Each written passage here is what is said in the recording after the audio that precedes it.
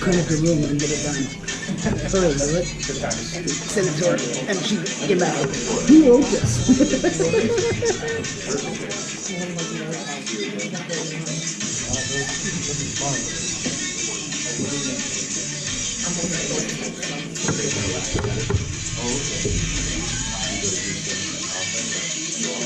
Mine may not be my computer in the week. That'd be bad. Yeah. What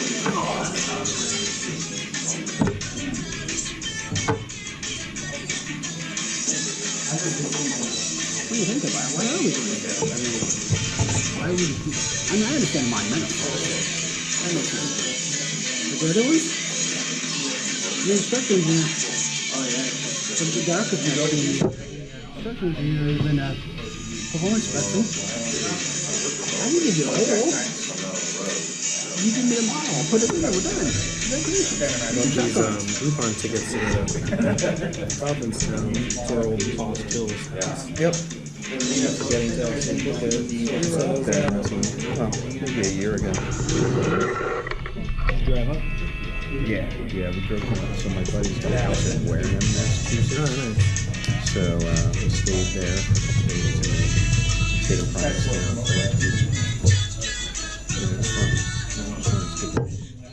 Yeah, it's like a long 3-hour drive, almost 3.5-hour drive for us to get around. So this is like an hour and a half ferry. Here from downtown.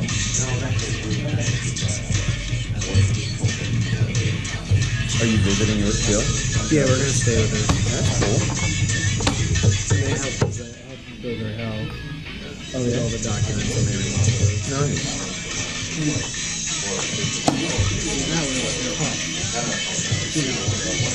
You don't have any more of mine, do we? No, thank God.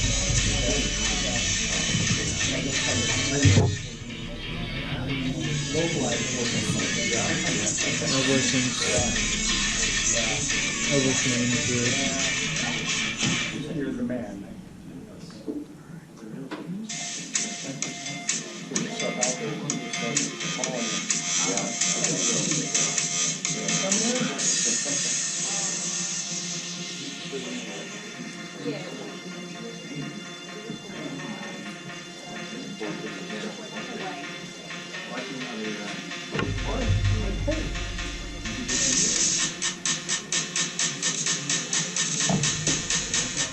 Got a plastic that on that comes on the room. Competition is design is for everyone. I think overseeing and get the others because of the drop. You may have to ask me about it. Yeah.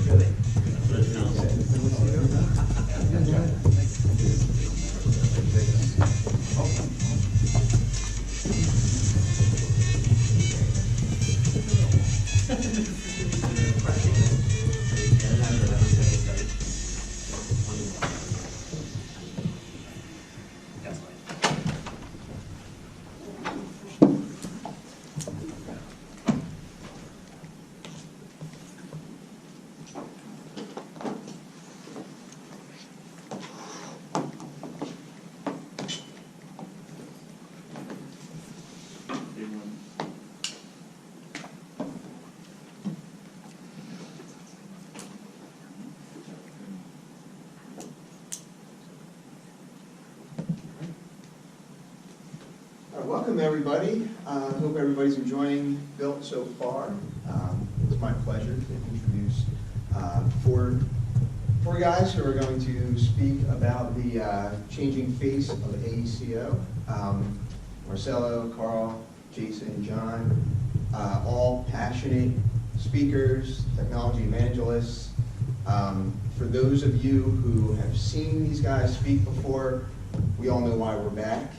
For those of you who haven't seen them before, I can only describe sessions that I've been in that they presented as going to your first Guns N' Roses concert. But not like 2019 Guns N' Roses. I'm talking like Appetite for Destruction era Guns N' Roses. So with that, I'll turn it over to Marcello. He can go through and introduce the rest of these gentlemen, and we'll get started. Thank you. Hello, everyone. How's everyone doing? Woo-hoo! Yeah, everyone excited about the discussion? Yes. All right. So this is 4 perspectives, which is the 4 perspectives from each of us, but we actually want to hear 22 more perspectives. Okay, so that's what this is all about. This is a roundtable discussion. It's a little bit different in that we have 4 discussion facilitators. What originally happened was I got together with Carl, Jason, and John, and we decided to do a TED Talk on 4 perspectives. And so, we go up, talk for 15 minutes, and leave no audience interaction. So the conference decided to turn it into a roundtable, so completely opposite of what we were thinking. But so that's why we're in this format today. But actually, it's going to work out better. So each of us are going to have to go over each of our 4 perspectives, and we want everyone to discuss and add their perspectives as well.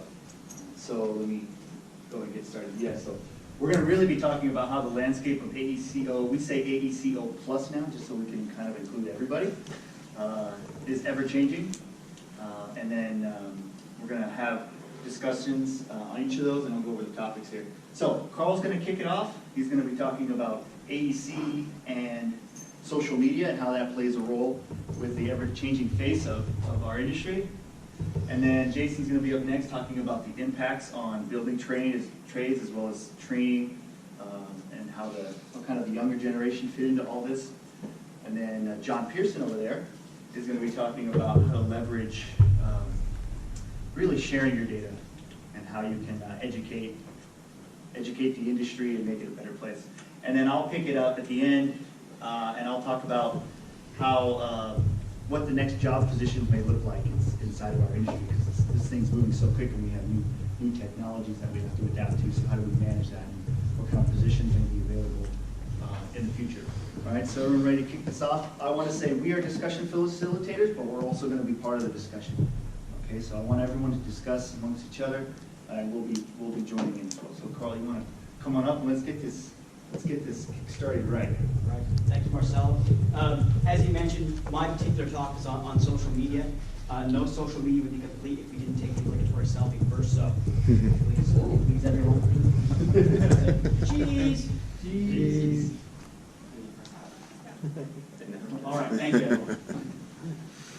So as Marcello said, the idea here is we're talking about the changing face of the AECO Plus, and the plus because there's a lot of things besides just the architectural, engineering, construction, and owners that we're taking a look at. My take is the idea that we've come a long way with social media the last little while. So if you're part of this event, and if you're not familiar with what social media is, just take a look at, and this is where I was going to say, the hashtag BuiltNA, but we all know that it's now Digital Built Week North America, whatever that is, or something else. The idea is, though, is that we like our social media at this conference. We love Twitter, we love LinkedIn, we have all these different things where we're sharing information that's going on. And a lot of times, things that I've learned, that's how I've learned them. I've learned them from a post from Marcello, or from John, or from Jason, or someone else out there in the community that says, hey, I found this really cool thing, I want to share it with everybody. And one of the big things about this conference in particular is we are a huge group of sharers. We learn something, we want to share it. So this is where I'll do a quick little aside story, because I've only got a quick amount of time to talk about it. But we all were part of a team for the hackathon that happened earlier this week. And we created some really cool stuff along with everybody else was part of it. But by the end of that 2 days, we already had what we had shared on social media going around, so people could already access that. John had put it in a GitHub repository, he tweeted out that repository, and anyone in the world had access to that. And all of that was available because of social media. So, as it says here on the slide, there's tons of places. I mentioned a couple. Shameless plug, I have a blog, so that's why blogs are first on the list, but there's tons of things out there. People aren't doing as much reading now. They love the quick videos. They love things like YouTube and all that stuff. So we've got a ton of information out there. One of the big things that we need to be aware of now that social media has become this powerhouse in the industry is, what is the information that we're getting? We want to make sure that we're not just taking some information that someone shared that isn't relevant, that isn't valid, that perhaps isn't correct. And isn't correct doesn't mean a different point of view from you. That's completely different. We're all allowed to have our own point of view. And yes, we should build from a model. No, we shouldn't build from a model. That's perfectly fine. But information that's not right and not valid, we need to make sure that we have that in place as well. And I guess that gets us to where we want to go, where we come into having the discussion portion here. So I've got sort of 4 key kickoff topics that we have to start everyone else having that discussion about social media, not just me up here talking about it. So, I mentioned a couple examples already of how I think social media has improved sharing in the community. Does anyone else have an example that they have or they remember for where they learned something, or more importantly, where they shared something on some sort of social media service that improved the industry? Don't be shy. See, forums. Avoid social media, but it's still just. They're not, but if you think about the month and a half ago when the Reddit forums were down, that everybody took to social media to say the forums are down, somebody's looking after them. When they were back up, all of that happened on social media. And forums are a great example of early social media. I'll do that. You know, back when we had flip phones, we couldn't do everything on our smartphones, so we'd go to the forums to do it. So the forums is actually a great thing that I missed, so I'm glad that you brought that up. It's also a good way to acquire, who should you be looking for on Twitter, LinkedIn. That's how I found a lot of people, because we've got a lot of consolidated potential social media people to follow. Absolutely. Any other thoughts? Yeah, Twitter's a big one. I follow out of that. I think they have maybe half a dozen different types of accounts, and they release updates to their software. So it's already important to know what's coming out, how to look into it, how to train on new features and that kind of stuff. So Twitter's a big one for me. Absolutely, and you notice now that when you download your RS software, up in the little help menu, the first place they publish anything is Twitter and Facebook. It gets to the website like a week later. So that's a good point as well. Does anyone else have a I mean, Twitter still, yeah, I do a lot of programming, so I probably follow all you guys, to be honest, on Twitter. And just the examples you guys come up with, examples that I haven't posted a lot myself lately, but the ideas I come up with to help us with the productivity and the programming world, and the animal world, and then the grasshopper world, has been very useful and insightful. I think a big part of it is networking too, because we're all kind of in our, we're all in our own companies, we're all busy, we're all doing stuff, and, somebody, one of my users comes to me and says, hey, I need this, and, I might look up John's site and say, hey, he's already done something like that, or done something close to it. But I think that whole networking process is just huge, especially in this industry. And I think networking is a great point in the fact that bringing it back to Twitter is the idea that you have 140, 280 now characters. So not only do you know where to get the resource, but it's quick, precise, to the point. Carry on with your day to get the point. So I think that's a great example as well. I think from an internal social media perspective, a platform like Yammer could be a great way to share knowledge. But to your point on the previous slide, it could also be a bit of a challenge in terms of knowing about the accuracy of the answers that you get up there. And it tends to be a bit of a challenge for folks like us in digital practice who, want to promote crowdsourcing of ideas, but also want to ensure that we are maintaining best practices for our companies, and that those are being pushed to the right people, and that those are being considered when answers are kind of thrown out into the social sphere. That second source is always that key term to make sure that we're not just spreading something that might not be accurate. That's a lot of great stuff on that one. How about the next topic where we talk about learning? And we touched on this a little bit about forms and things where we learn. But does anybody find that the way that they learn, or the people that they're working with in their firm, have changed the way they learn because of social media? I know YouTube is a big one. I need something. I used to always say we Google, and that's still a big one. But when we Google, 9 times out of 10, it's for a YouTube video that we can see to quickly show us how do we do that. How do you have the experience with that? I know for us, we're using LinkedIn Learning and the ability to link to other external ones like YouTube or Autodesk videos is helpful, but also creating learning paths that are smaller snippets of videos. So less of the whole, like sit and watch this hour-and-a-half video, which might have been more common, I feel like, a few years ago. Yes. And more, here's a targeted 5 to 10 minute topic. Has anybody experimented with Twitch in this capacity? We've used a little bit of Twitch for like live streaming. Aaron will do it all the time. He'll be building content libraries, and like one great thing with like Twitch or live streaming is you have to talk the whole time. So you're like, now I'm going to add this parameter. So like now you have an excuse to talk to yourself, right? And it's great because now you're starting to reinforce that stuff as you build it and remind yourself while you're doing it. And it's something I think will start to take off more and more. It is a little weird to be completely open and be on a screen, and show your screen the whole time. But I think that's probably where it's going, especially a lot of these younger people coming up, and they watch, like my nephews watch people playing video games all day, and it's like they're going to be the guys one day that are like live streaming while they build Revit families or whatever they're doing. That platform also is teaching whoever's doing it to be more talkative, more, hey, I can stand up and talk in front of somebody, right? Because I learned how to do that when I'm doing it, so why not do it in front of somebody else?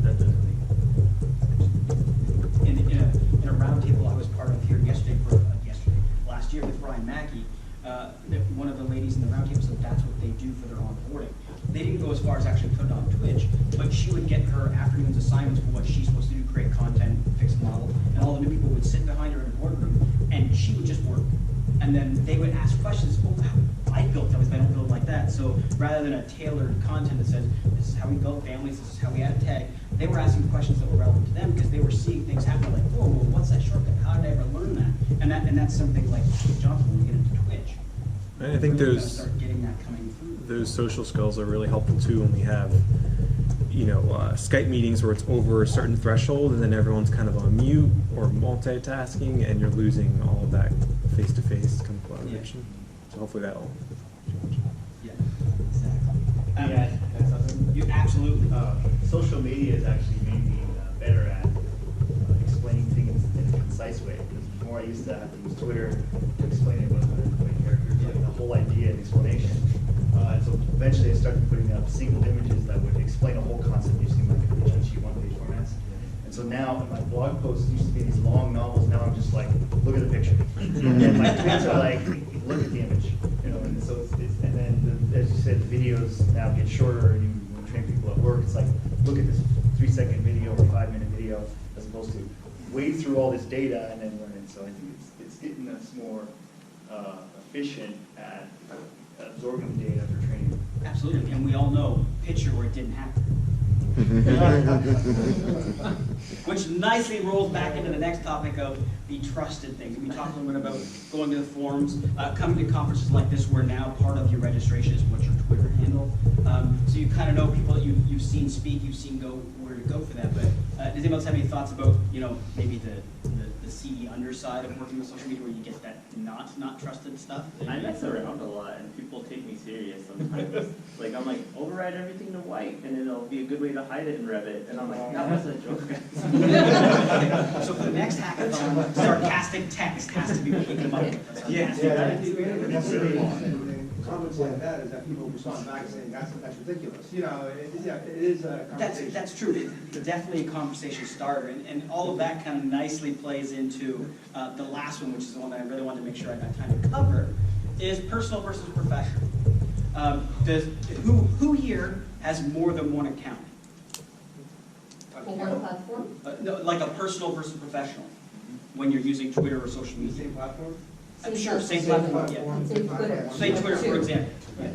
So people have more than one account that way. So Twitter, you have a personal and professional, or just one? Facebook is personal, Yeah. Twitter, Professional. LinkedIn. all Okay. that. Instagram fun. Instagram, fun, personal, not. That's an interesting way of looking at it. So it's not necessarily two on platform, but maybe a platform is your professional Is- platform, yeah, right. another It's one. not. That's good. Yeah, well, fair enough. I am who I am, and this is what I do, and this is what I think about. Well, and But that- do you need to see my kids playing in my backyard with me in the But I don't pool? post stuff on Twitter, I guess, you know? Yeah. Yeah. Well, Like, and have that. one account, but you curate your content. Exactly, that comes to be a personal thing. And my example for this, the shiny example is Aaron. He's, again, zero F's given about what he does, he posts it there. And he makes no apologies for it, but that everyone knows that. So, it's very hard to get offended by anything he says or does, because you understand that this is what you get. Now, maybe if you don't know Aaron or haven't met him, that's in place. But because of that sort of openness to do whatever, there's a lot of great discussions, some heated discussions that come from that. So it's kind of that plus side that, maybe we should have one or the other, maybe you should have, Facebook for personal, Twitter for work, or sorry, I got that backwards, but you know what I mean. But there is something from those cowboys out there that aren't scared about that and make it this discussion started, because there's always a discussion there too. I think it's important to still be true to yourself on social media, and like John said, to have fun with it. Like, it may be professional, but we're also on it for fun at 10 o'clock at night. Let's be honest. You can't, that's not going on anyone's timesheet, right? So I think it's important to be true to yourself, even if you're not showing all of everything. I'm the same. I don't share fun on Twitter, but yeah. I have something to add. I don't know, there's also something between formal and informal. Like when I tweet something out, or like at work we're on Slack as well as like Teams, I could say the same thing. So in Teams or in Slack, I'll say, are just an R, you going to the meeting, ? Right? I can email that same person through email, and if I wrote an R and a U, they'd send it back to me. Why are you spelling this all the time? You're okay with that in Slack and not an email? So like, there's a formal informal thing going on there too that I'm not sure where it's going, but I just thought I'd throw that out. Does anyone have that Oh, I experience? catch myself all the time, and then I'm like, nope, backspace, you. You're using the emojis in the email. Yeah, no emoji. Or in subject lines. Never in subject lines. Are emails going away? Who hates emails? I don't email. Oh my God. I wish spam would go away. Yeah. I think Microsoft Teams cuts down on internal It email a does. little bit. Internal. People will email and then they'll like at you on Twitter, like, hey, by the way, did you see the email? We just cut that guy out. Just at me. All right, guys, so the joys of the four-headed roundtable is that we've had a great discussion about social media. But now we're going to bring it back and sort of start thinking about that Twitch idea in different ways through learning. And Jason's going to take over. Jason. All right, sorry to stop the discussion abruptly and switch gears here, but now we are going to jump into our next topic, which is the impact of the building trades in the AECO industry. So let me just give you guys kind of a brief overview of my background in this and why I chose to look at this topic. But over the past, let's say 2 years, I've been working closely with some of the building trades, specifically the mechanical trades. And so I've kind of gotten an inside look at some of their operations. I've worked with some large mechanical contractors.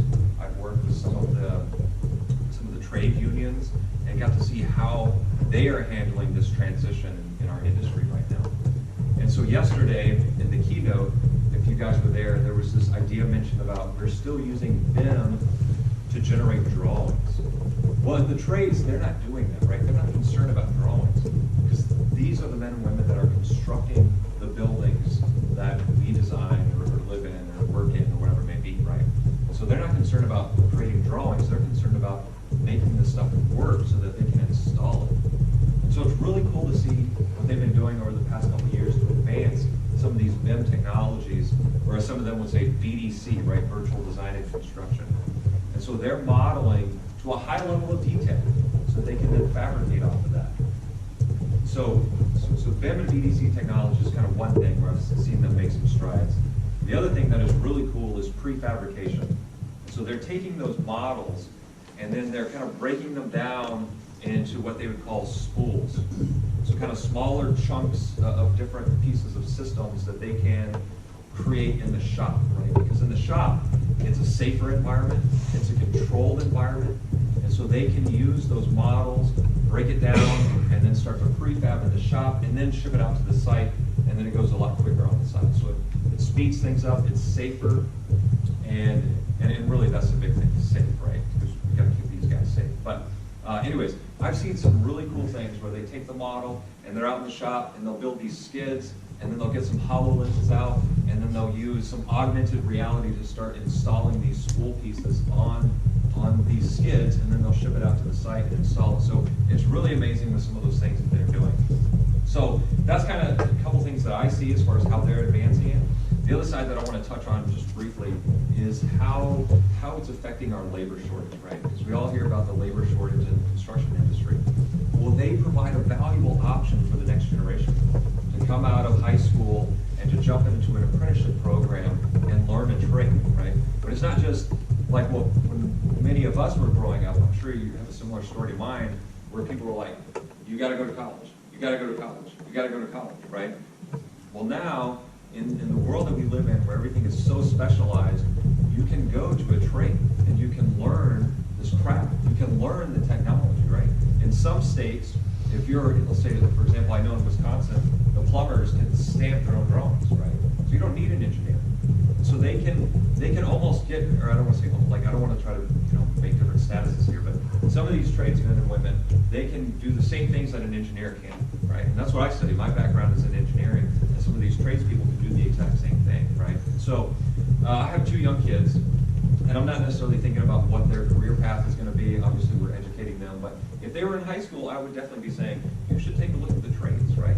You could be working out with an exoskeleton and a HoloLens and installing stuff right on the job site. So the tradespeople of the next generation is going to look completely different than what we think about. So anyways, with that said, I want to jump into the discussion here, so we'll look at kind of 2 things about the technology side and then the next generation labor shortage side. So to start out, how have you seen the building trades improve construction technology? If you have any examples, any thoughts? We have someone we work with where they color code everything. It's an electrical contractor, subcontractor, and they basically color code everything. So they pre-assemble everything in these boxes. So they drop a box basically, and it's all color coded with the plan. And they just pop things in place. They don't really do anything. Awesome. That's really super efficient. Yeah. We're starting to work with large contractors. I mentioned this in DTS, but we're starting to work with large contractors to determine what we can put in our architectural models that would help them in the end. What wouldn't cause us a lot of impact in time and labor. That way, it's a start. You know what I mean? Because the architectural models are made differently and for a different purpose than what they're using it for. Sure. So we're trying to get some information in there, some modeling techniques in there to help them out. Definitely, yeah. That's awesome. So you touched on so many important things. I don't even know where to start to unpack, other than saying kudos to all of you who got out of college within 4 years. So anybody that pulled that off, good on you.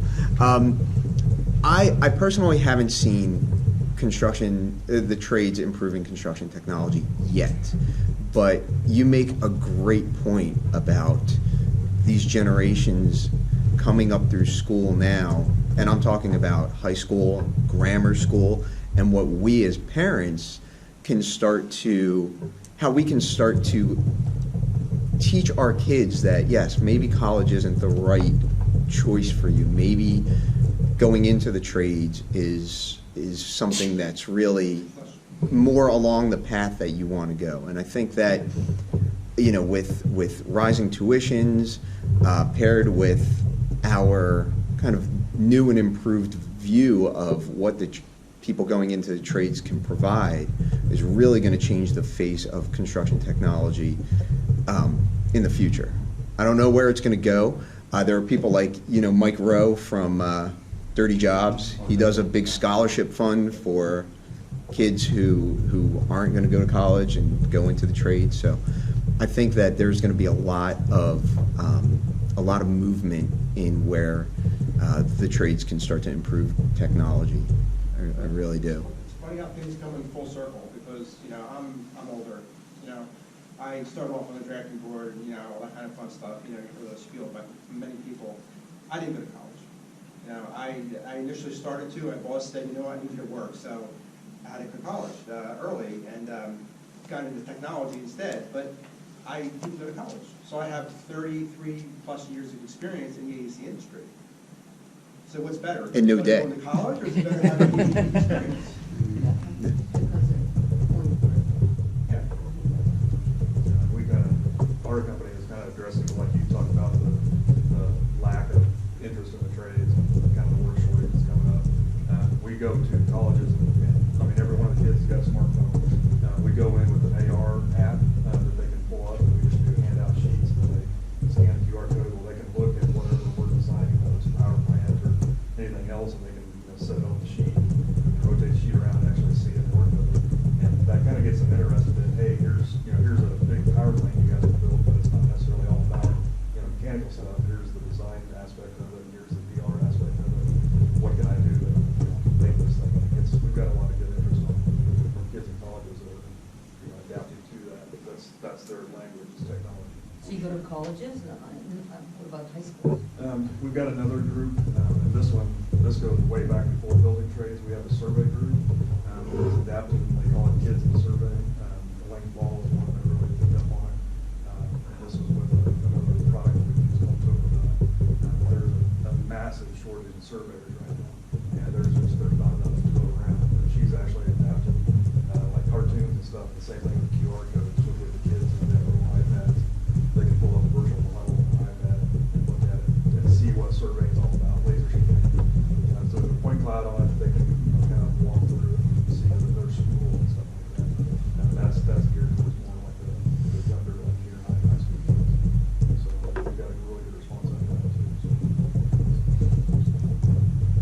Yeah, so I guess let's just kind of continue this vein that we're in right now, I guess, with the younger generation. So I think about kind of tying it back to what Carl was talking about. So my boys are young, so they're into Minecraft right now, right? They're just building stuff, right? And just learning that, right? So it's all interactive, and I've heard a lot of the younger generation say, well, I don't want to go to an office and sit behind a desk all day, right? But you do that already. Right? Yeah. And so, something like a trade, it gives you options, right? Where you can be in an office, and, designing, detailing, whatever it may be, right? And then going out and on the installation side, right? So, so if you have a child, or even people that you know, would you urge them toward a trade? What are your thoughts on that? I would. Yeah. I think it's a valid, this day and age, valid option with the craziness that colleges get away with for charging tuition for what? For a piece of paper that you don't guarantee a job. Sure. Meantime, it would seem that you almost guarantee the job in the trades.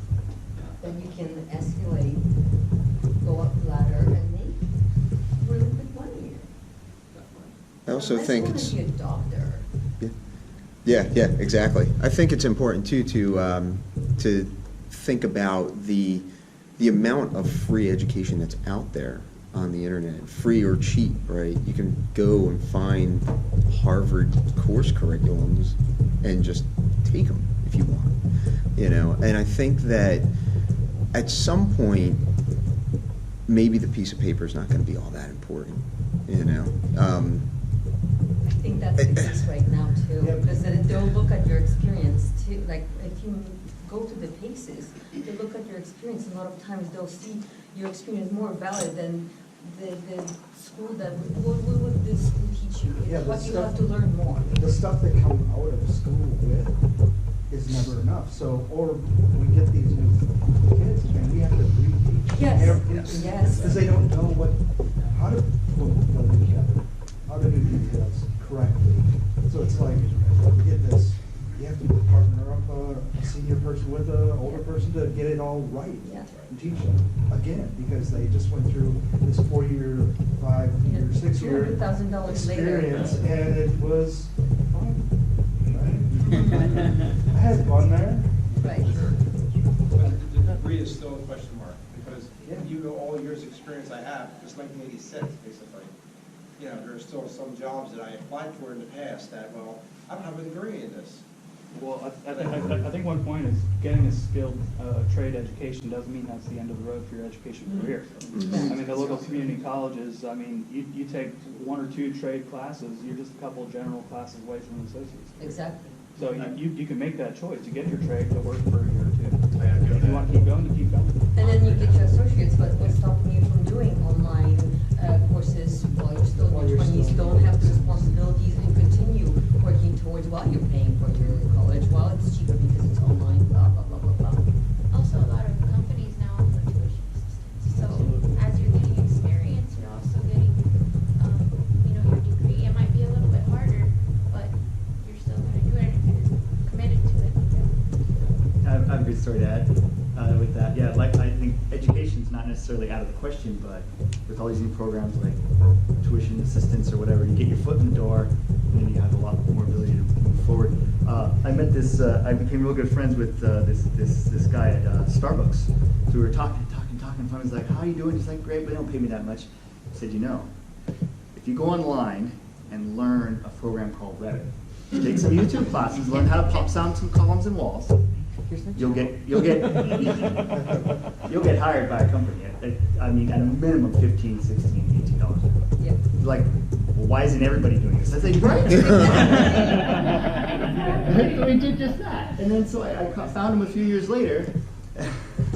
So what are you doing? He says, I'm now saving money for college, because he got that little easily accessible education from online to get his foot in the door.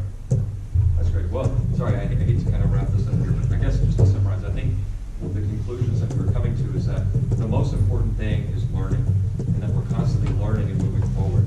So whether it's a formalized degree or learning in a trade, the most important thing is that we keep moving forward, because I think we can all agree what we're doing now, we didn't even know 5 years ago. Okay?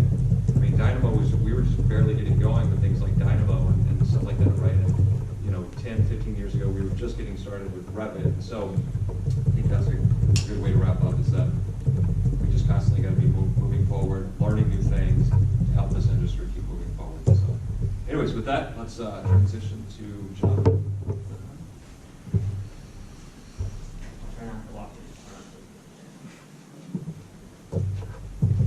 How's it going?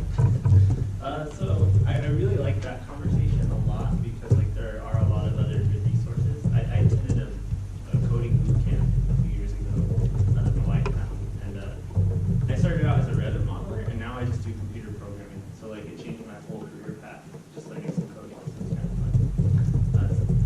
Near to my heart for sure. So yeah, I was actually trained as a graphic visual, so that's kind of an interesting bit as well. Not an architect, so there's that. But yeah. So my section is about leveraging computation while having fun and helping others. Who all follows me on Twitter and things and knows that I'm very random and I have a lot of fun while building stuff that I do. So we build a lot of cool things that we're showing in our booth, but sometimes I'll make all of my add-in Comic Sans, just because it's fun and it keeps attention. There's things that people do in Dynamo, and they're like, hey, check out this really cool machine learning thing, and I turn around and make it explode my Slack channel with emojis and stuff, just to see if I can learn how to use it as well. So I like to always have fun. It helps me learn and be really engaged. There's a lot of fun to be had and value to be had in helping others and sharing as well. I'm an avid contributor to open source projects like Dynamo. Some of our Revit add-ins are open source. Our hackathon project's open source. I find that helping and sharing with others helps me learn a lot, which is really good. A lot of people ask me why I do it, and honestly, if you're generous, your world might just get way bigger. Just kind of, I'm here because of being able to connect with everyone. So I have a couple of topics. Has Dynamo changed the way we look at knowledge sharing within our industry? I know the older days, some of the AutoCAD days, everyone's like, mine, right? They don't want to share those routines.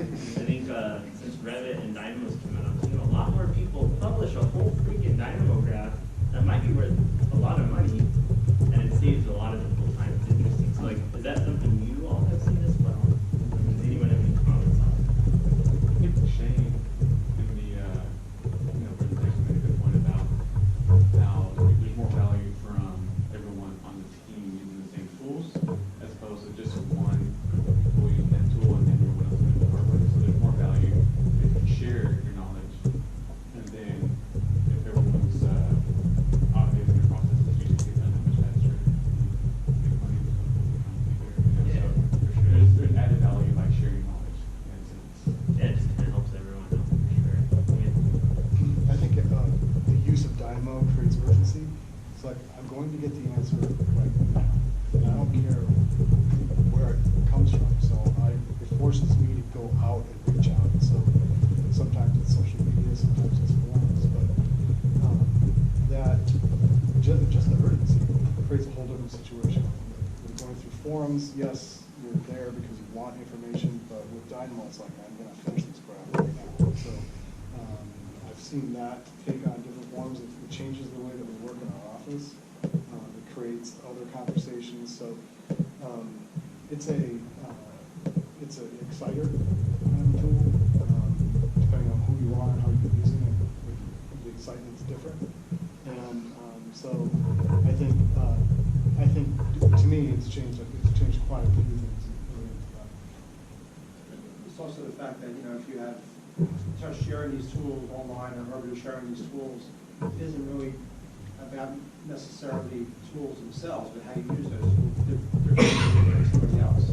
So a lot of people keep tools themselves because they realize people think they're intellectual content that your company created for their use only. But it's really how you use these tools to make you the difference. Definitely.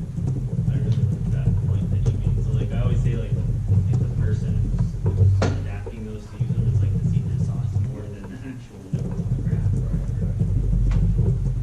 I think that Dynamo is very much a share and share alike. I couldn't be where I am with a script if I didn't have forums and pull apart other people's scripts. And so I had their help doing it. It's not fair for me to not share it. And sure, I might share with the caveat of, yeah, these are our custom parameters and you need to pick it apart yourself if you want to use it to make it work with your parameters. But here's the base, because then they may take and adapt and make it better, and then it's out there again, and I can start with something how somebody else made it better and continue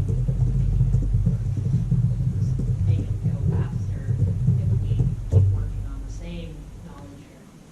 For sure. More practically, with the community, because I think before we were all here doing their desks. Maybe that's just my understanding, but it brought us all together, like, hey, there's other folks like myself that are really crazy and excited by things. Like Twitch and stream and all these things have communities of people that watch, like we've become a community around a tool. I think Dynamo has also changed the way people think about trying to do a task. So you're like, oh, this person did this. Can I use it to do something I need? Yeah. And so it sparks the process to change what we're doing. Plus, I love sharing because grandma was a teacher, my mom was a teacher, I married a teacher. But I'm not a teacher. I teach not as good as that, but I love to share because when you share, you experience this joy of, hey, this person's now learning. Yeah. And then one thing I find when you share stuff, sometimes it holds you a bit accountable as to how you achieved it. So like I'll publish a code sometimes, and then someone will be like, hey, did you know you did this spot and this spot, it would be way better. And I'm like, if I never shared it, I wouldn't know that. I wouldn't know what a lambda is. It's smart. Like, yeah, lambdas are awesome.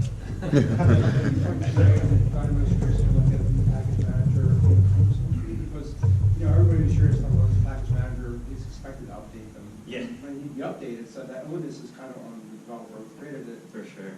You find that being more of a interest in some way, sharing them that way at least? Yeah, so I publish Dynamo packages. Marcello has a few as well. Yeah, it's definitely you need to balance it. So especially with Dynamo being so fast and like let's update and change, as a package developer, that's a little bit on you as well, but it kind of accepts that ownership.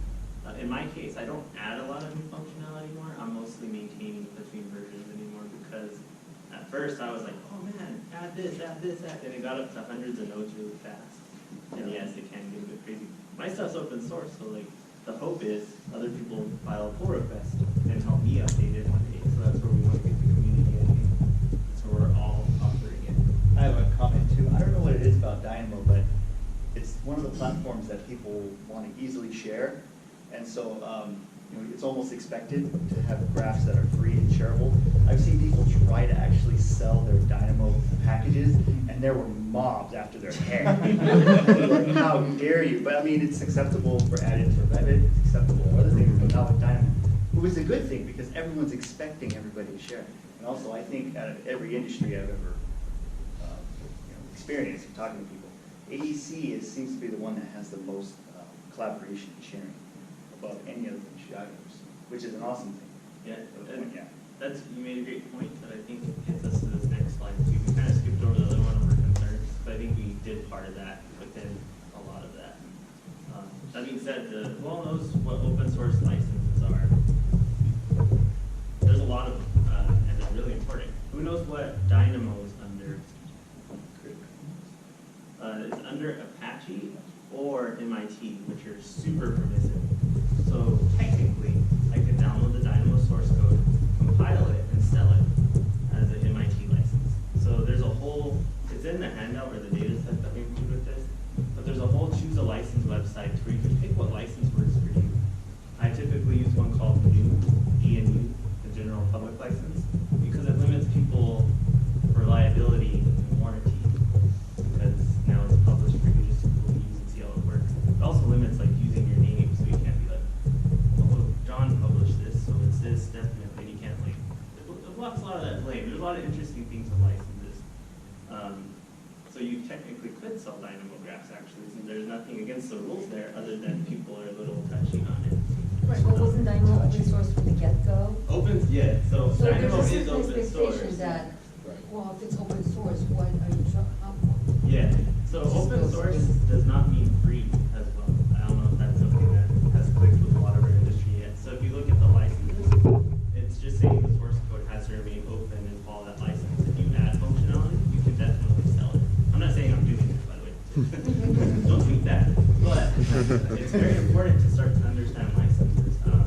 Just so there is stuff in the handout. So if anyone is aware of licenses, like if wants to add to the discussion as well. But it's something that I ran into when I was working with the Dynamo team a little closely, because all the licenses of the open source projects they use within their open source project, it's very interesting all these lines you start to cross. And when you start sharing stuff or coding, kind of important. Actually share a lot of Dynamo graphs with the Creative Commons because it's so permissive as well. That way you're still kind of covered for some of that. It's kind of interesting. Does anyone have experience? It's kind of a bigger topic for sure. Okay, well, I guess I'm the only one who's really looked at licenses, I guess, right? But maybe we can throw it out there. How does everyone feel about open sourcing? So, for example, your company is developing something, and then you're obviously paying for it, and then it's used in your company, it's benefited. How do you feel about then sharing that and pushing it out to the web to make the industry a better place? Kevin? Oh, you want to comment? We developed some Forge apps, and it was more of a bigger experiment how we could use Pinterest. Well, actually, the first one was, how do I publish my model nightly instead of usually monthly, right? So we developed it, and we had to get around, from our company's requirement, some of the issues with liability, waivers of liability. It's because using Forge we're structural, we're hired by the architects. The architects run the website for the BIM 360 hub, right? It's theirs. So if I want to run code on it, they've got to give me access. Well, if they're going to give me access, they want to know what's in my code. They want to know what's in my code. So it goes down this rabbit trail of liability. So we went through and looked at MIT and GNU in order to get around all that. But there's two parts. There's licensing the stuff or opening it. And then there's the practical limits of, you're on my site now, how are you going to prove to me? So the aspect of me getting around waivers by going open source actually created a whole new channel of, I know I needed 2 paths for waivers just by going down that path. And so it was never resolved. And we've done this before where we had apps in-house. You know, it was a simple app that did revision management on sheets, right? Super cool, really nice, and one of the architects says, hey, we heard you got this tool, can we have it? And then, of course, that user asked the company if we could get rid of, pan it out. And so basically what they did was they transformed the old CAD, the electronic agreement form, which was, we guarantee nothing, it's not gonna, all that stuff, right? The total Debbie Downer agreement, right? And so that's what came out of it. And it basically just, it completely shut down the entire channel for sharing information because of those, of liability. So where do you get to with all that? That one might actually have been solved by using an open source, throwing it up on GitHub and saying, I heard there's this really nice thing on GitHub you have. Yeah, not compiling, you figure that out. Right. But we couldn't do that with Forge and Vim 360. There was no channel to just say, hey, grab that from GitHub. So it was a very interesting path that never got resolved, and it's still a Debbie Downer kind of thing. So. I have a sort of similar one. You guys familiar with the add-ons website? Everyone got the add-ons website out there? The Revit one? Yeah. Well, I worked with the creator for a long time, and he asked me to help him, manage the content, even create some code, create some examples, articles, logic. And my company took 3 months to get back to me with their lawyers and everything else. And the answer was basically no. Any content we create that's created by somebody, one of our employees, either the office or either firm, doesn't really matter. It's intellectual content by our firm. We're not allowed to share anything. We're just not allowed. I know people get around that. Peter Meta, you probably know him. He does share things. I don't know if he may get in trouble for that someday, but I was told I can't work on the website for that reason. And that's common. I worked at an architecture firm previously, and my blog was actually spun off because I couldn't write a blog article that I wanted. So I was like, all right, I'll just go write it for something. It is interesting. There's still a lot of ways to go, I think, for a lot of this. And then you always got to be careful what you sign, right? Whenever you accept that job. That gets down to sharing models between trades. Oh, come on. Just give me the money. Guess what? That door and that door frame needs to be replaced because it's not the actual true door and frame that actually is going to get ordered and shipped. So I have to swap it. Yeah. What are you going to do? Yeah. Give me the data. It still happens all the time. I hear of contractors always hearing about the no, you can't have my model still. So very similar hang up, right? What are you going to do to my model? Just need it to finish my job. Yeah, my experience with this open source, it's still a touchy subject no matter who you talk to. You say, I want to you create something in your company, you're like, I want to share this with the world. It's like, why are you giving away our trade secrets? You're like, well, if this is our trade secret, then we've got a major problem. So if this is our differentiator, we've got major problems on our company. Yeah, so, but it's a heated topic. Yeah, for sure. Yeah. I think it really boils down to what is your main goal of your company. And it's easy to get lost in all these side projects and cool things. If it's not your main purpose, it's not your secret sauce and it's not your bread and butter. Like, we put Clash Scraper into our app. That's not our secret sauce. It's not Boom 42 open source stuff, and we credit it. Yeah. That's not what we're about. Yeah, you rolled it back into it. That's it. Yeah, it's awesome. And then You you gotta can stick to contribute dynamograms and stuff too. There's a lot of places you can contribute something that's not necessarily part of your core. Piggybacking on that, your firm, so you guys and gals give people R&D time or forum browsing time even. It's something that I mentioned. I was at an architecture firm before. I had 2 hours every morning just to do R&D. It was freaking amazing, and it got me to a place that I am now. So I'm really thankful for that, and it's something I've seen a few other people do similar things. But yeah, if anyone has any experience with it, We do Fridays.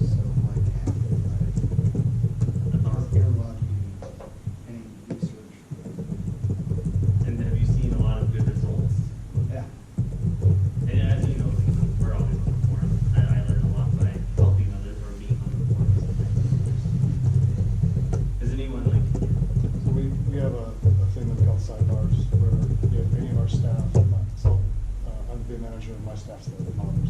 So if any of them have an interest in, coding, 3D printing, to animation, or any of those other things, if they're willing to get some level of proficiency on their own, then we put them in spots to use that. So it's an engagement tool that way.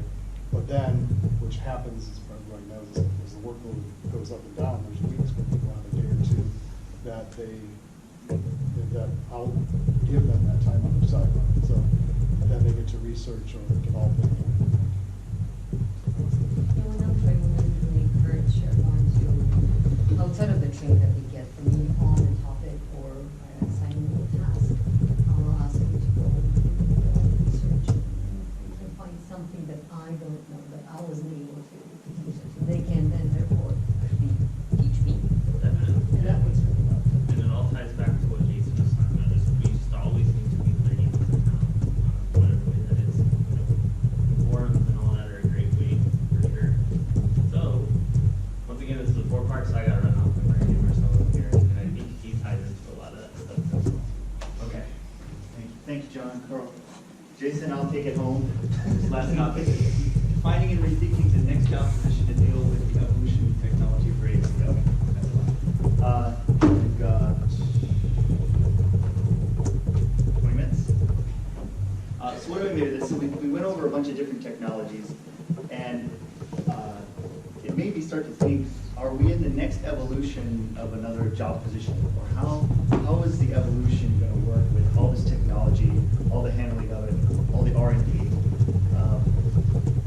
I think of this as the evolution. It's a question out to everybody, and we'll get into this in a bit, but the evolution of this technology, which was BIM, right, having to handle that, we had CAD managers in the office, and then once the BIM took over the office, how was that transition? Were the CAD managers automatically switched out CAD to BIM, and they became the BIM managers, or was there some other process that went through? But there was clearly a transition into that sort of management role for BIM, right? And then it kind of broke off potentially. How many people here, before I get further, how many people here work in a design and construction office? Okay, so there is some breakdown of management for the technology in your office. We'll get to that in a second, but I mean there has to be. And then so now we go into this BIM manager role, and then all these new technologies come in, and not everything is BIM, right? We do visualizations, we do computation, we do any contractors here, right? We do estimating, right? So there's all these services. So like, okay, well now we've got VCD managers because now we do virtual design and construction management. They're not necessarily BIM managers because it's not all BIM. Okay, and then now maybe now there's other design technologies because the architects are using SketchUp and things that may not be classically BIM. So there's now a job that we are like directors of design technology, right? Okay, now we're a design technology director. So now you handle BIM and now you handle this and that. So I'm thinking, well, where is this going to go next? Is that enough? Are there other things inside an office that those individuals who have classically managed that, are there other things that they need to manage now? And is there kind of a need for a new position? So I kind of think of this as managing advanced technology. So I want to go over this concept of advanced technology, and then we can kind of talk about how we could potentially manage it or how we manage it in your office. Okay, so that's really this whole thing. So I'm going to get into this. So I just picked this up because this is kind of a snapshot. I've done a lot of surveys. This is kind of comprises about maybe 90% of design and construction, where you've got the director of design technology, or the VCD, the virtual design and construction manager, or maybe it's a kind of advanced BIM manager or BIM director role. This is kind of the breakdown. Does everyone kind of have some structure like this in their office? Yeah? But what the underlying thing here is production, isn't it? Isn't it production? So let's think about production. Is there anything else in our office that doesn't deal with production that maybe that role could fit? And I think it's, let's focus on advanced technology, okay? So what is the next job position to deal with the evolution of tech? What management would need to oversee advanced technology? So I want to define this, and then we'll get into the conversation. Is that cool? So does anyone want to chime in on what they may think is like advanced advanced technology? Like advanced technology? Data science. Data science, what do you mean? Mining data from all sources of the firm and using that data to look for outcomes, look for creating better projects, look for having better efficiently run projects, and do data science for those purposes. Okay. Is this something that is ongoing in your office at all times? It's not really started yet, advanced technology, and we're not there yet. And that's something I want to get into. That's when I'm lucky to have a manager who, I'm lucky to have a CIO who's above me that lets me, ask what do I want to do next, and if it's valuable to the firm, I can do it. That's kind of how it is. That's where I want to go into. Okay, so that's kind of a specific example of advanced technology. But that's great. Does anyone have but you also mentioned it's something that you want to get to. Anyone have a general definition of advanced technology?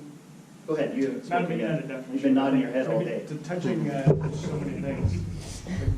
Yesterday, the keynote about feeding that information back in the beginning of a project, more and more learning about the outcomes of previous projects and using that to drive the next project. So it's what's that definition? So it's something new, but innovative, but that could be used and eventually be implemented to make your office super awesome.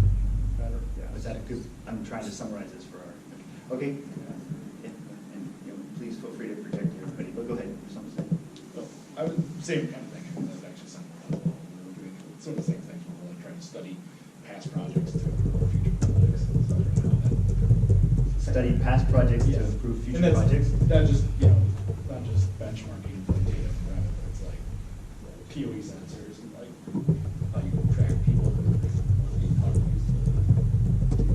Yeah, just compound that idea. It's just yes, I believe there's another role evolving and emerging. I think right now, bigger firms are calling them the digital practice leaders, right? Just about how you're managing the data. And I think even from there, we're going to do a little bit further. And it all comes down to gathering the data, be it a model, be it in your time tracking software, and bringing this all together to figure out how to optimize your projects, even down to who needs training, something that small to something as big as are we estimating properly.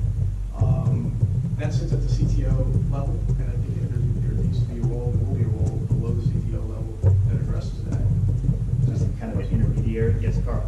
So I would think in this definition of advanced technology that at some point we incorporate what John was talking about R&D. There have to be some sort of R&D in that. So to get to that advanced technology, we need to have some research and development time to find out what that advanced technology is. Okay, good. Anyone else? But I have my own definition, but I'm not imparting this on you. But yes. I think at my company, advanced technology would be something above and beyond the technologies we're currently using. And those technologies would be required to really understand the next piece. So you're not going to understand and add in to Revit if you don't understand Revit first. So a lot of these technologies are advances in stuff we already have. Okay, advancing maturity. And I think for smaller companies, it's still going to be one role that's one portion of a role because you don't have the capability to have a dedicated person who's looking at those technologies unless that is your sole business model. It's going to, that person is still likely to be helping, doing Revit training at the same time as looking. Okay, so in small firms it may be different than large firms. That's great. Anyone else? You want to hear my definition? Yes, go ahead.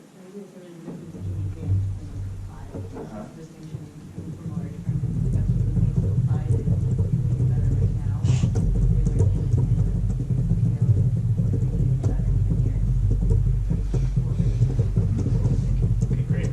You know, Sam? Ours isn't really advanced technology. We have design technologists that just try to discover that because 2 years ago, BMO was the new advanced technology. What's 5 years from now? What's going to be advanced? Because BMO is going to be monitoring projects. Great, that's great input. So what I'm hearing and what I kind of thought of it too is that advanced technology is something that's not necessarily in your office right now. It's separated from your day-to-day, but it's technology that's kind of maybe potentially low-hanging that you could eventually incorporate in your day-to-day, and then once it is in your day-to-day, it's no longer advanced technology. And then you're looking forward. So advanced technology I kind of see is always looking forward, always reaching out. You can imagine this day and age, if you're not looking forward and you're not advancing, then you need to find a different job perhaps, or your business model may be a bit flawed, right? So Okay, so I think we could focus on that and advanced technology. So advanced technology, is it important to have in a company? Absolutely. Okay, so let's get to the next topic. If you really think that, who should that, who, you're like, okay, what, like, is there a new role coming up? Should that be shared with the? It's a new role. You think it's a new role? Director of Business Solutions. So I was a BDC director, and now I'm the director of Business Solutions, looking for that advanced process improvement, betterment of the company, not just BDC, but the entire system. Did you hear that? So I've got a lot of questions for you. Let me ask you, and that's everyone kind of. So when you say that, is your job, has it moved laterally now, and you are no longer looking under the production of VCD? Correct. Okay, so there's someone who can. Somebody else is coming up into that position. I'm actually helping this person too to grow into his position. But literally, I'm now looking, instead of just that one department, I'm looking at everything. BD guys, how do they're emailing themselves notes to then put in another program. I'm like, why don't you just put it in the program with this little ad? So I'm looking at stuff. I see. So you are a resource then to the production department of whatever digital product they're creating. Whatever it is. So I see. So if there was perhaps a dumpster fire in the production process, you would be kindly asked to help out. It wouldn't be your immediate problem. Because usually we would go to IT. Yeah. But And IT so doesn't know how to IT do still our comes job. to me for implementation of AEC software. I have to like do deployments. I'm like, all right, I gotta find a better way to do deployments because I don't want to do deployments. You said you agree. Does that anyone else have a situation like that in their office, or think that's the way it should go? It's got to evolve, because like we're having problems right now where IT's like, hey, we found a new storage solution, here you go. And we find out after the fact that it works with none of our CAD tools, none of our tools. It's a freaking nightmare. So what do you think, what is the solution? The IT guys need to be versed on how we do our job, and we need to be more cognizant about, when an IT guy says, hey, here's a hot new storage solution, we need to say, okay, let me work with you to make it work instead of just. So you're saying you want the IT people to become the new directors of this new technology? Everyone's shaking their heads. Anyone in IT here?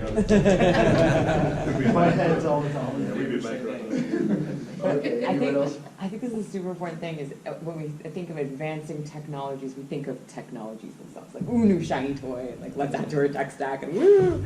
But without looking, advancing doesn't necessarily mean new technologies, because if you're not putting it into your workflow properly, and if people don't understand it, and if you're not managing that entire process, then you're not advancing. It's not just about That's a very good point. And also, I kind of hear it too, that advanced technology is relative, isn't it? So your name's Joe. So Joe here is using virtual reality and then been using it for 5 years. So it's day to day. So would that be advanced technology if they've got it every day and they're working on it every single day? Yet over here, I'm just not picking on you. Yeah, so over here, has never used advanced technology. So but that's not true, right? But virtual reality is advanced technology for them, but not for them, right? So I kind of see advanced technology as relative as well.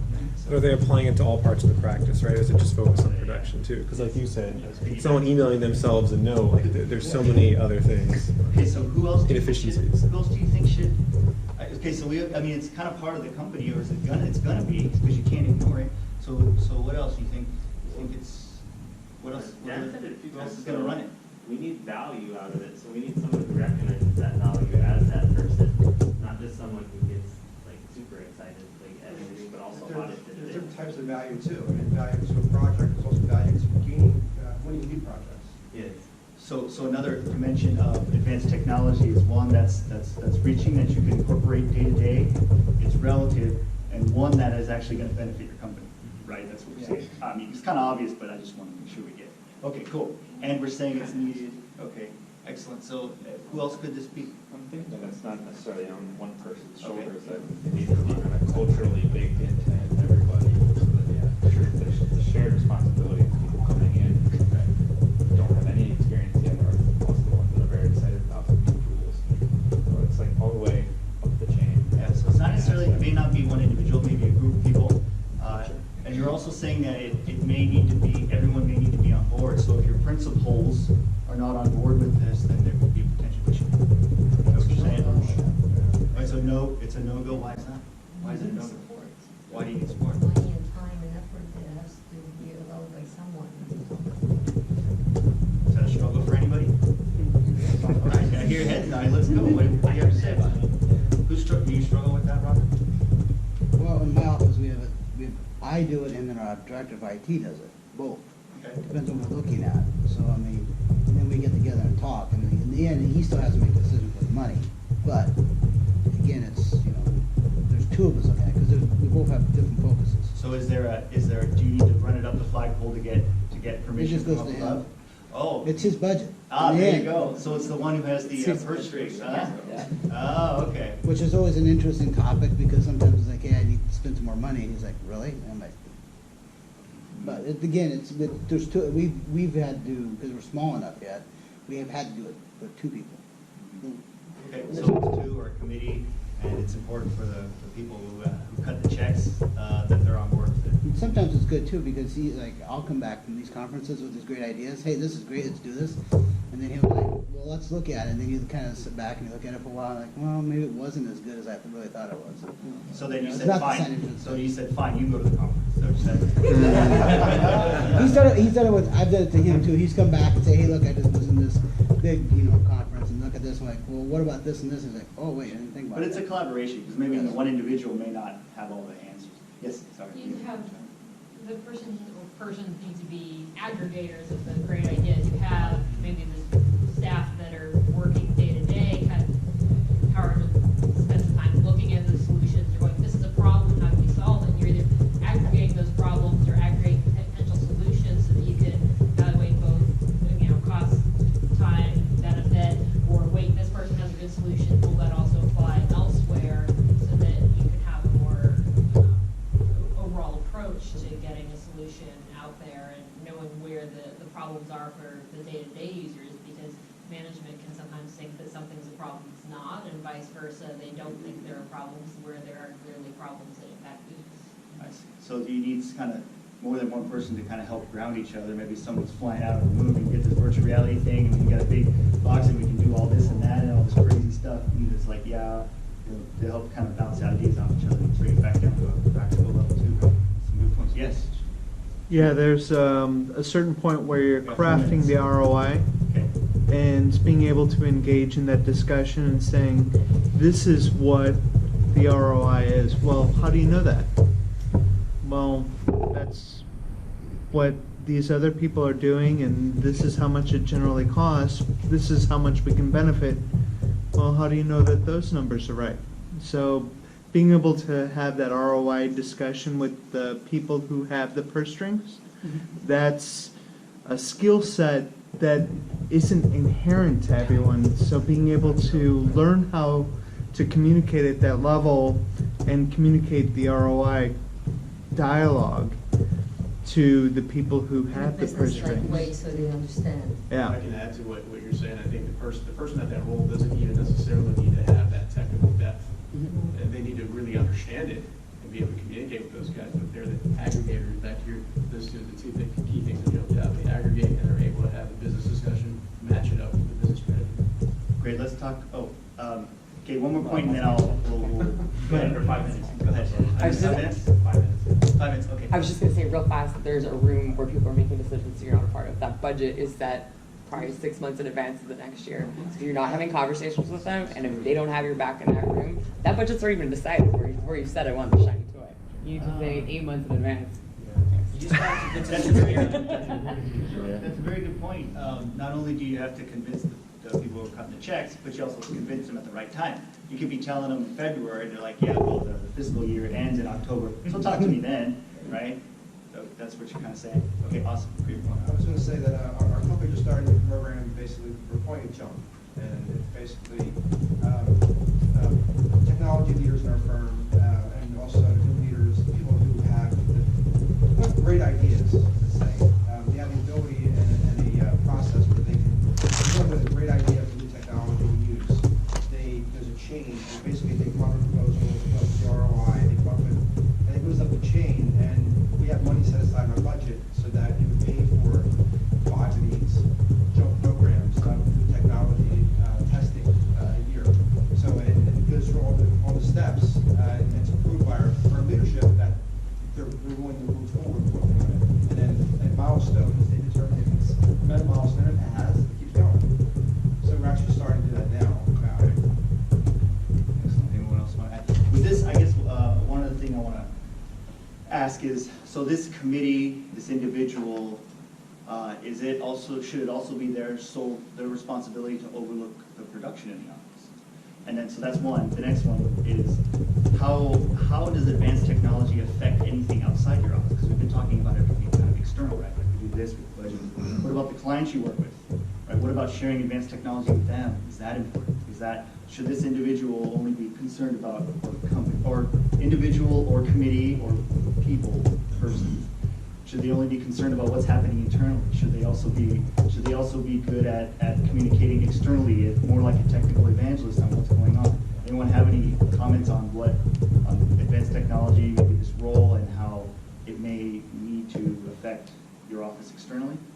Anyone? I haven't heard from you yet. I think it's extremely important for us to take on the responsibility to educate owners, especially owners, people, again, but educate them in the systems that we use so they can make better educated decisions for themselves. Because, yeah, a lot of them are not aware of what is capable, and that's why we're still producing PDFs. The committee needs to be a diverse committee of people with different personalities, because you have to find the people that are the go-getters and that can dream all the things, and then the person that's going to bring them back and say, how are we going to ask the tough questions, how are we going to do this, the person that's worried about money, the person that, that type of, we all have that type of personality in us, and I think then that person that oversees the production should be someone that knows the technology, but then also have the relational person that worries about the end user. Okay, so I got a little slide here. Can we kind of sum it up? Not that I'm injecting my opinion here, because I'm just discussing too, but I kind of saw this new role in this format, okay? But remember, these are all, they each have our own opinion. I kind of saw it this way, where we have the Director of Design Technology, Advanced Technology. We kind of have this new role, whatever you may want to call it, whether it's a committee, and then they're kind of a lateral group, and they're consultants to each part of this thing that encompasses all technologies that go around your office, whether it's implementation, pursuits, marketing, clients, the ones with the money, ARD, as well as this huge thing, which I think we focus major on at these conferences and every conference I've ever been on this planet, which is the production, right? Because I mean that's what gets us paid. But I think as more and more technology needs to be advanced technology looking out needs to be kind of brought together, because it can be all over the place. It's this kind of new role, whether it's a team of people, or this is kind of my opinion about it. So I thought I'd bring it in. But yes, go ahead. It reminds about 1 minute. Reminds me of the master builder analogy of this morning. Maybe that's where we're headed. The whole picture. Okay, great. I think this is great. What we're going to do is we definitely don't need to stop the conversation here. We're going to go to lunch, so we do have to clear out of this room. But the handout, we're going to update it. We got some awesome notes, I think, next week, so everyone can have that. There is a handout right now, so when you do your reviews, just be kind, because the handout is going to quadruple a lot of good information on it. And then also, the handout is available right now. And I want to continue this conversation as well as anyone else. So this is on the handout. If you want to, I've opened up a Slack channel if anyone's interested in this, where we can kind of continue this conversation. Because any roundtable I've ever been in, I had to leave. I'm like, oh, I forgot to say that. Or I want to do this. And so I think we can kind of build a community around what we're talking about, and, it's all from home, so if you want to scan this, we've got a Slack channel that we opened up. We'll also have the committee remind you about this, so that we can continue the conversation. And then, I'll just leave it there, but we'll be around for the rest of the week. We're very approachable, and we'd love to have you continue the conversation with us at any time. Thank you for participating. You've been an excellent discussion. Thank you. Can we get one more round of applause for our note taker, Alex? You did a great job. Thanks, everyone. Look forward to talking to you out there.